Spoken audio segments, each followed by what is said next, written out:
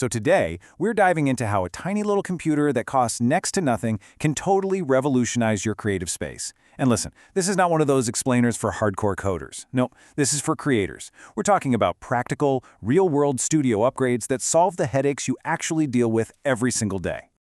You know the feeling, right? You're trying to nail your script, but you're also managing the recording software, glancing at the lights, and making sure the right camera's active.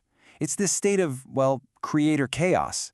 You're juggling a dozen things at once, and you just know that one wrong click could bring the whole thing tumbling down.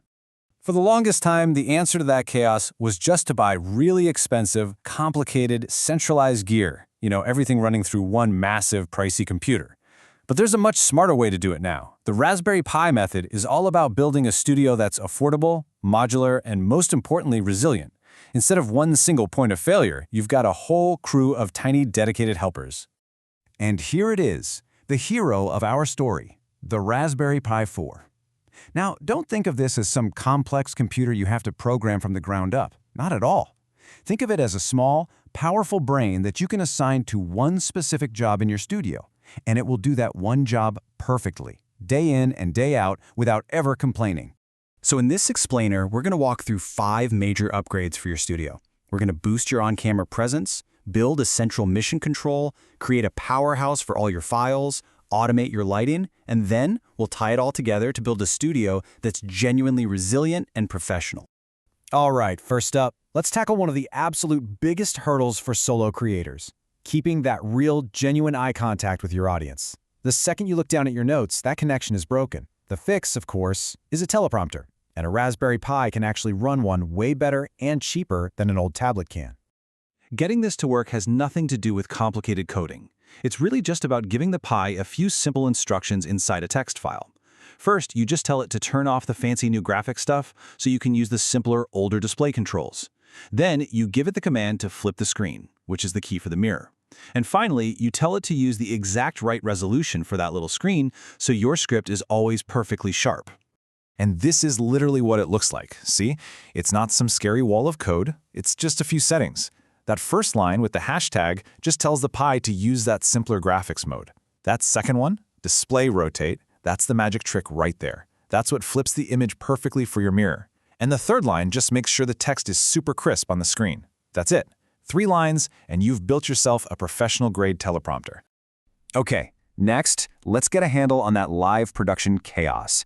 You've got OBS open, your presentation slides over here, your audio controls over there, all in different windows. Trying to click the right button at the right time is just asking for trouble.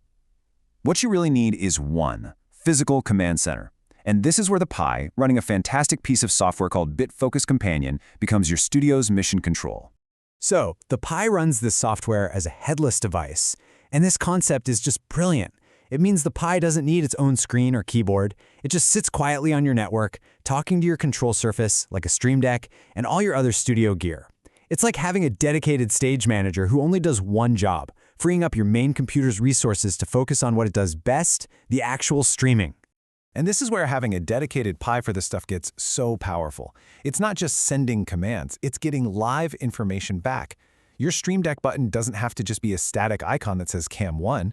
It can show you the actual name of the live camera, pulled directly from your video switcher. It can show you a running timecode from your recorder, or even keep an eye on the Pi's own CPU load.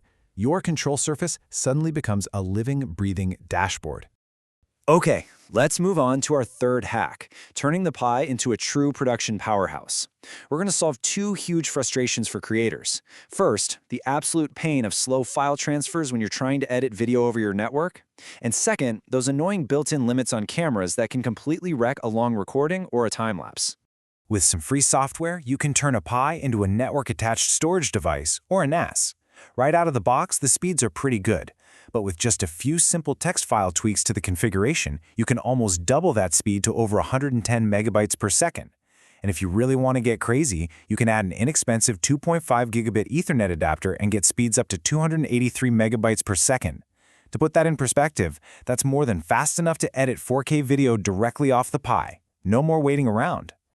The Pi can also set your camera free. You know how a lot of DSLRs have these weird limits? Like you can only take 900 photos in a time-lapse? Well, if you connect your camera to a Pi running a free tool called G Photo 2, you can just blow right past that. The Pi can tell your camera to take a picture every few seconds for a whole day if you want it to. It also lets you remotely change settings like ISO and aperture, which is amazing for a camera you've placed in a hard-to-reach spot. You know, nothing says amateur production quite like weird lighting changes or a family member accidentally walking into the background of a live recording. So our fourth hack uses the Pi to create a pro-level automated studio environment. We're talking about lights that react to what you're doing and on-air signs that switch on all by themselves. So here's how that works, and it's simpler than it sounds. You have a simple script on the Pi that's just listening to your streaming software.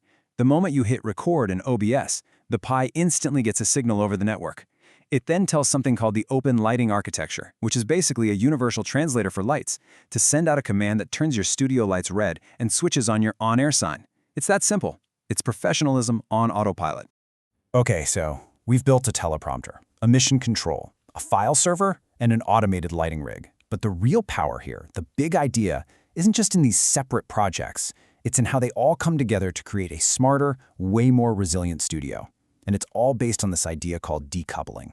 A decoupled studio basically means you stop relying on one single computer to do everything. You offload those critical jobs to dedicated Raspberry Pis. Now, just think about what that means. Let's say your main streaming PC crashes, just dies midstream. Total disaster, right? Nope. Your control system, the Pi running Companion, is still humming along just fine. You can hit a button on your Stream Deck, and it can still tell your video switcher to cut to a technical difficulty slide because it doesn't need the dead PC to do its job. For a solo creator, this is an absolute game changer. It gives you incredible peace of mind because you've eliminated those single points of failure. Each task gets its own dedicated little computer, so the whole system is way more reliable. And it's totally modular. If you want a faster file server, you just swap out that one Pi. The rest of your studio doesn't even notice. And that really is the heart of it.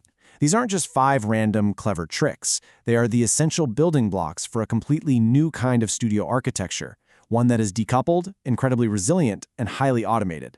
It gives you the power and the reliability of a professional broadcast studio for just a tiny fraction of the cost.